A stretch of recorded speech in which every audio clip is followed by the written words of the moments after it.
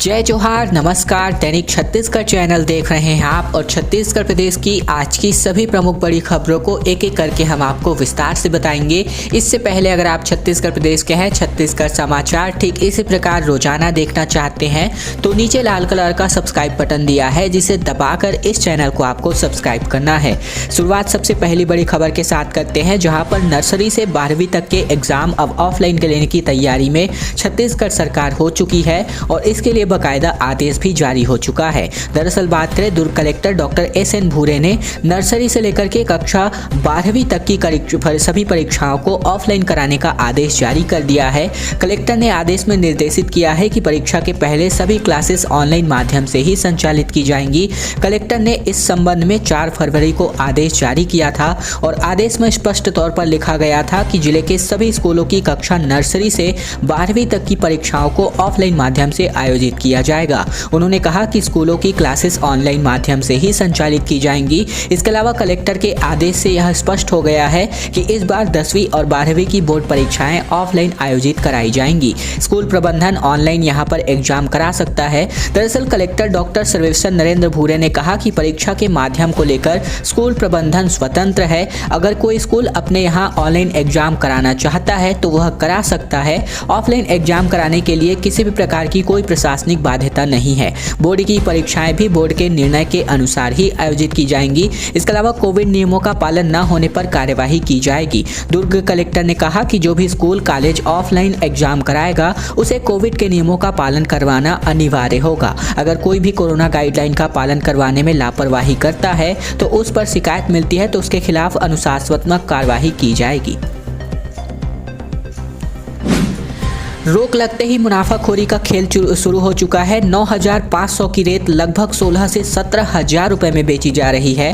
दरअसल मुख्यमंत्री भूपेश बघेल ने रेत के अवैध खनन व परिवहन की शिकायतों पर सख्ती करते हुए रोक लगाने का निर्देश अधिकारियों को दिया था और अगर ऐसा अधिकारी नहीं करते तो उन पर ही यहां पर कार्यवाही होनी थी, जिसके डर से लगातार कार्यवाही हो रही है और इसके बाद से प्रदेश भर में अवैध खदानों और परिवहन के कई मामलों में अब भी कार्यवाही जारी है। ऐसे में अवैध खनन को बंद करवा यहां खनन व परिवहन में लगे वाहनों को खड़ा कराया जा रहा है। इससे बाजार में अचानक रेत की आवक घट गई है और इसका फायदा अब रेत कारोबारी दूसरे ढंग से उठा रहे हैं। बाजार में रेत उपलब्ध नहीं होने का हवाला देकर लगभग हर दिन मनचाही कीमत तय किया जा रहा है। इसके अलावा सरकार की कार्यवाही के कारण रेत कारोबारी व परिवहन करने वाले जिले में रेत खदान बंद होने का हवाला देकर कृत्रिम संकट पैदा किया जा रहा है। जिसके अलावा बात करें तो बालोद, राजनांदगांव व राजिम के भी कई खदानों पर कार्यवाही हुई है और इससे पहले केवल चारामा धमतरी रेत जिले में यहां पर आ रही थी। यहां से रेत लाने में ज्यादा परेशानी बताकर कारोबारी रेत की मनमानी कीमत वसूल रहे हैं। इसके अलावा कम रेत दे करके यहां पर ज्यादा कीमत वसूले जा रहे हैं और दर्जनों जगहों पर रेत का अवैध भंडारण भी किया जा रहा है। सरकार को दिखाने के लिए वैध परिवहन पर भी कार्यवाही की जा रही है। बिलासपुर एयरपोर्ट पर जल्द ही शुरू होगी विमानों की night landing. Airport authority of India यानी कि AAI ने यहां पर अपनी रिपोर्ट सौंप दी है। दरअसल बिलासा एयरपोर्ट के विस्तार को लेकर एयरपोर्ट अथॉरिटी ऑफ इंडिया ने सर्वे रिपोर्ट सौंप दी है। रिपोर्ट में 3C एयरपोर्ट में नाइट लैंडिंग यानी कि IFR सुविधा तैयार करने और 4C एयरपोर्ट रनवे का विस्तार करने की सिफारिश की गई है। इसके साथ ही अब जल्दी एयरपोर्ट के विस्तार की उम्मीद जताई जा रही है। दरअसल पिछले दिनों एयरपोर्ट के विस्तार के लिए एयरपोर्ट अथॉरिटी ऑफ इंडिया की टीम ने दिसंबर में बिलासा एयरपोर्ट का यहाँ पर सर्वे किया था और रिपोर्ट में वर्तमान में 1490 मीटर के रनवे को 2885 मीटर तक करने की योजना बनाई जा रही है। ऐसे में एयरपोर्ट प्रबंधन का कहना है कि रिपोर्ट के आधार पर जल्द 3C IFR बनाने की प्रक्रिया शुरू कर दी जाएगी और इसके साथ ही 4C एयरपोर्ट के लिए शासन के साथ साथ सेना की जमीन वापस लेने को भी लेकर चर्चा की गई है। इसके अलावा 3C IFR होने से लेकर के विमानों के डायवर्जन की समस्या खत्म होगी और समय पर विमानों का आवागमन हो सकेगा। इसके साथ ही अन्य विमानन कंपनियों के आने का रास्ता भी इसी के साथ साफ हो जाएगा। रायगढ़ में एक बहुत बड़ा हादसा हुआ है। शिफ्टिंग के दौरान झुके टावर से गिरकर लगभग 4 मजदूरों की मौत हो गई है और कई लोग घायल भी हुए हैं। छत्तीसगढ़ के रायगढ़ जिले के खरसिया से बड़ी खबर है, जहां पर नेशनल हाईवे के किनारे टावर गिरने की वजह से 4 मजदूरों की मौत हो गई है, जबकि एक अन्य मजदूर घायल हुआ है। हादसा तब हुआ जब टावर शिफ्टिंग का काम चल रहा था। बताया जा रहा है कि टावर शिफ्टिंग के दौरान अचानक टावर झुक गया और इस दौरान टावर में चढ़कर काम कर रहे मजदूर ऊंचाई से गिर गए। 5 मजदूरों को गंभीर चोटें आई हैं, जिसके बाद से उन्हें इलाज के लिए जिला अस्पताल लाया गया। हालांकि अस्पताल पहुंचते पहुंचते 4 मजदूरों ने अपना दम तोड़ दिया, जबकि एक की हालत अब भी गंभीर बनी हुई है। टावर शिफ्टिंग का काम CSPTCL यानी कि Chhattisgarh state power transmission company limited कर रही थी और हादसे की जद में आए सभी मजदूर झारखंड के हजारीबाग जिले के गोविंद गांव के निवासी बताए जा रहे हैं। मजदूरों के नाम गोविंद भुइया, गोविंद पंडित, सुरेश रविदास, ईश्वरी दूरी, इसके अलावा खेमलाल महतो और नेमचंद महतो बताए जा रहे हैं। छत्तीसगढ़ में आगामी 1 मार्च से जन शिकायतों के निराकरण की ऑनलाइन मॉनिटरिंग की जानी है। मुख्यमंत्री ने मुख्य सचिव को इसके लिए निर्देश बाकायदा जारी किया है। दरअसल छत्तीसगढ़ के मुख्यमंत्री बघेल ने सामान्य जन से जुड़े विभागों जैसे कि राजस्व विभाग, पुलिस विभाग, विद्युत विभाग, साथ ही साथ स्वास्थ्य तथा नगरीय निकाय विभाग से संबंधित जन समस्याओं का समय सीमा में निराकरण सुनिश्चित करने के लिए जन समस्याओं के आवेदनों की ऑनलाइन मॉनिटरिंग करने की व्यवस्था के निर्देश मुख्य सचिव को दिए गए हैं। मुख्यमंत्री ने कहा है कि यह प्रयास किया जाए कि 1 मार्च से जन शिकायतों के निराकरण की स्थिति की ऑनलाइन मॉनिटरिंग की सुविधा आरंभ हो जाए। उन्होंने कहा है कि मुख्यमंत्री सचिवालय और मुख्य सचिव के स्तर से जन शिकायतों के निराकरण की स्थिति ऑनलाइन मॉनिटरिंग सुनिश्चित की जाए। साथ ही आम जन के लिए यह सुविधा हो कि राज्य के किसी विभाग से वह घर बैठे अपनी समस्या दर्ज करा सके तथा उसे घर बैठे ही समस्या के निराकरण हेतु की गई कार्यवाही की जानकारी समय अनुसार लगातार मिलती रहे। इस व्यवस्था के प्रारंभ होने से नागरिकों को दफ्तरों का चक्कर नहीं लगाना पड़ेगा और उनकी समस्याओं का घर बैठे ही समाधान होगा। और इसको यानी कि आगामी 1 मार्च से जन शिकायतों के लिए निराकरण की ऑनलाइन मॉनिटरिंग की व्यवस्था सुनिश्चित करने के निर्देश मुख्यमंत्री ने जारी किए हैं मुख्य सचिव अमिताभ जैन को। 8 फरवरी तक फॉर्म भर सकेंगे स्टूडेंट्स। दुर्ग यूनिवर्सिटी ने ऑनलाइन एग्जाम फॉर्म भरने की डेट बढ़ा दी है। अब 9 फरवरी तक हार्ड कॉपी भी जमा कर सकते हैं। हेमचंद यादव यूनिवर्सिटी यानी कि दुर्ग यूनिवर्सिटी ने सभी कक्षाओं के लिए ऑनलाइन फॉर्म भरने की तारीख को आगे बढ़ा दिया है। अब विद्यार्थी लेट फीस के साथ 8 फरवरी तक अपना फॉर्म भर सकते हैं। इतना ही नहीं, आवेदन फॉर्म की हार्ड कॉपी 9 फरवरी तक संबंधित महाविद्यालयों में जमा भी कराई जा सकती है। विश्वविद्यालय के कुलसचिव डॉक्टर CLA देवांगन ने बताया कि विश्वविद्यालय ने ऑनलाइन परीक्षा फॉर्म भरने के लिए अंतिम तिथि 30 जनवरी 2022 निर्धारित की हुई थी, जबकि यह तारीख निकल गई और पाया गया कि बड़ी संख्या में ग्रामीण क्षेत्र के विद्यार्थी ऑनलाइन परीक्षा फॉर्म नहीं भर पाए हैं और बड़ी संख्या में विद्यार्थी विश्वविद्यालय आए और डेट बढ़ाने की मांग की। इसके बाद उन्होंने कुलपति को इसके लिए पत्र लिखकर अतिरिक्त समय दिए जाने की मांग की थी। कुलपति डॉक्टर अरोड़ा पल्टा ने इस पर मांग पर विचार करते हुए विश्वविद्यालय के अधिकारियों की बैठक बुलाई थी और बैठक में परीक्षा फॉर्म जमा करने की अंतिम डेट को बढ़ाने की बात रखी गई थी।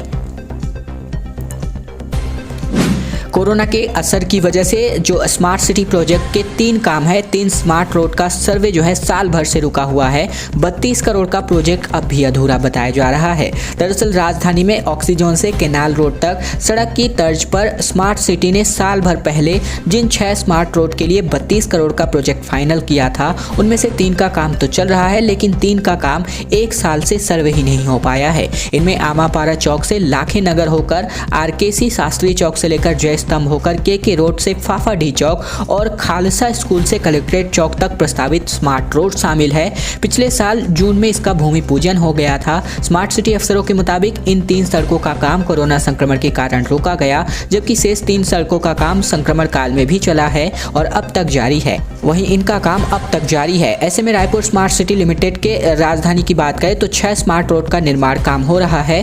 राजधानी में सबसे पहले महाराज बंद तालाब में 600 मीटर की लंबाई वाली छोटी स्मार्ट रोड बनाई गई है। दरअसल स्मार्ट रोड से तात्पर्य है कि यहाँ पर केबलिंग अंडरग्राउंड होती है, सीवरेज की व्यवस्था भी अंडरग्राउंड होती है। इसके अलावा यहाँ पर साइकिल ट्रैक और ग्रीन फुटपाथ की व्यवस्था भी दी जाती है। कई अन्य प्रकार की विशेष सुविधाएं दी जाती हैं जो कि आजकल के टेक्निकल जमाने के हैं। और अब बात करते हैं छत्तीसगढ़ में आज के कोरोना के संक्रमण के ताजा आंकड़ों के बारे में। तो बीते 24 घंटे में कुल मिलाकर के अगर मैं बात करूं तो 33,652 लोगों के टेस्ट हुए हैं और इनमें से 1,764 जो मरीज हैं इनकी रिपोर्ट पॉजिटिव आई हुई है। इसके अलावा बात करें तो बीते 24 घंटे में कुल मिलाकर प्रदेश में 14 लोगों की मौत हुई है और इन 14 लोगों में कोविड-19 की वजह से 6 मौतें हुई हैं, जबकि अन्य बीमारी या फिर सड़क हादसे या फिर कुल मिलाकर अन्य कारणों की वजह से बात करें तो प्रदेश में 8 लोगों की मौत हुई है। यानी कि बीते 24 घंटे में छत्तीसगढ़ प्रदेश में कुल मिलाकर 14 लोगों की मौत हुई है, जिनमें से 6 कोविड-19 की वजह से हुई है। इसके अलावा 33,652 सैंपल्स की टेस्ट हुए हैं। इसके अलावा आप अपने जिले के अनुसार जो आंकड़े हैं इस वक्त आप अभी अपनी स्क्रीन पर देख रहे हैं। छत्तीसगढ़ में निजी निवेश का रास्ता खुल चुका है। 5 करोड़ की फिल्म पर 1 करोड़ 65 लाख रुपए सब्सिडी देगी छत्तीसगढ़ सरकार। छत्तीसगढ़ी पर 33% तो अन्य भाषाओं की फिल्म पर 25% छूट का प्रावधान रखा गया है। छत्तीसगढ़ में बनने वाली फिल्मों में निजी निवेश का रास्ता साफ हो गया है। छत्तीसगढ़ में बनने वाली 5 करोड़ रुपए तक की छत्तीसगढ़ी फिल्मों पर 1 करोड़ 65 लाख रुपए तक तथा हिंदी या फिर अन्य भाषाओं में बनने वाली फिल्मों पर 25% तक की छूट दी जाएगी। राज्य शासन द्वारा छत्तीसगढ़ की नई फिल्म नीति 2021 की अधिसूचना प्रकाशित किए जाने के साथ ही प्रदेश में अब जाकर यह लागू हो चुकी है। इसके अलावा नई फिल्म नीति लागू होने के बाद प्रदेश की कला संस्कृति देश दुनिया तक आसानी से पहुंचाई जा सकेगी। नई नीति से स्थानीय कलाकारों को रोजगार मिलेगा और उनकी आय में भी वृद्धि होगी। इससे प्रदेश में फिल्म उद्योग से जुड़े हजारों कलाकारों, टेक्नीशियनों और निर्माता निर्देशकों सहित स्थानीय लोगों को भी इसका सीधा लाभ होगा। इसके तहत हिंदी तथा अन्य भाषाओं की अगर फिल्म की यहाँ पर शूटिंग की जाती है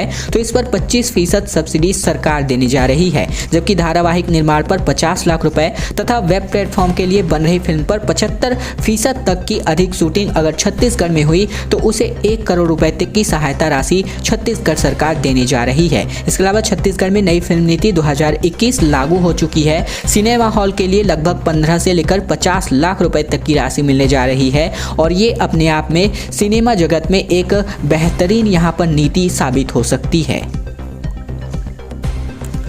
रायपुर में राजेश मूणत को हिरासत में लिया गया। समर्थकों ने की है थाने में तोड़फोड़। पूर्व मंत्री से मारपीट की खबर के बाद सभी भड़क चुके हैं। दरअसल बात करें रायपुर में शनिवार को नागरिक उड्डयन मंत्री ज्योतिरादित्य सिंधिया के प्रवास के दौरान बड़ा बवाल हो गया। उन्हें काले झंडे दिखाने जुटे कांग्रेस नेताओं की पहले भारतीय जनता पार्टी के कार्यकर्ताओं से मारपीट हुई और फिर पूर्व मंत्री राजेश मूणत ने पुलिस वालों से जमकर गाली गलौज की। बाद में उन्हें हिरासत में भी लिया गया। विधानसभा थाने में राजेश मूणत पर हाथ उठाए जाने की खबर सुनकर भाजपा के कार्यकर्ता गुस्से में हैं। उन्होंने थाने में तोड़फोड़ की है। इसके अलावा मूणत को विधानसभा थाने लाए जाने के बाद बड़ी संख्या में बीजेपी कार्यकर्ता वहां जुट गए। नारेबाजी, हंगामा शुरू कर दिया गया। जब मूणत थाने के अंदर से 2 वीडियो मोबाइल के जरिए वायरल हुए तो माहौल और भी ज्यादा बिगड़ गया। मोबाइल के जरिए वायरल हुए तो यहाँ पर अब बात करें तो जो मोबाइल में जो वायरल हुए थे इसके बाद से इनके समर्थकों का तांता और लग गया। इस वीडियो में मूणत और उनके साथ हिरासत में लिए गए भाजपा कार्यकर्ता को अंदर पीटे जाने की बात कह रहे थे।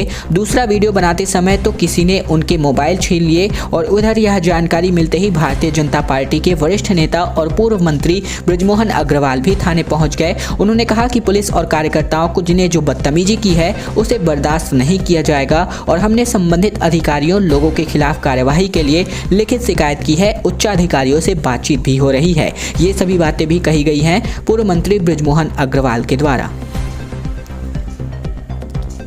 रायपुर पहुंचे सिंधिया का राहुल पर पलटवार सामने आ रहा है। ज्योतिरादित्य सिंधिया बोले, मेरा देश एक है, एक परिवार है। राहुल ने कहा था देश को 2 भागों में बांट दिया गया है। दरअसल केंद्रीय बजट पेश हो जाने के बाद भाजपा अब उसे लोगों को समझाने की कोशिश में जुट गई है। केंद्रीय नागरिक उड्डयन मंत्री ज्योतिरादित्य सिंधिया शनिवार को रायपुर पहुंचे। वे यहां भाजपा की ओर से आयोजित एक बजट केंद्रित संगोष्ठी में अपनी बात रखे। इससे पहले एयरपोर्ट पर उन्होंने मीडिया से बातचीत करते हुए राहुल गांधी से उस बयान पर पलटवार दिया जिनमें राहुल ने कहा था कि देश अरबपतियों और गरीब 2 भागों में बांट दिया गया है। सिंधिया ने कहा शायद वे 2014 के पहले की भारत की बात कह रहे होंगे। इसके अलावा ज्योतिरादित्य सिंधिया ने कहा कि ऐसा बयान कोई भारत का नागरिक नहीं दे सकता। मेरा देश भारत है, मेरा देश एक है, मेरा देश एक परिवार है। भाई भाई की संस्कृति मेरे देश में है और राहुल का बयान मोदी से पहले वाले भारत को लेकर है, जहां प्रगति नहीं होती थी, विकास नहीं होता था, भ्रष्टाचार का बोलबाला था। ये सभी बातें मीडिया से बातचीत करते हुए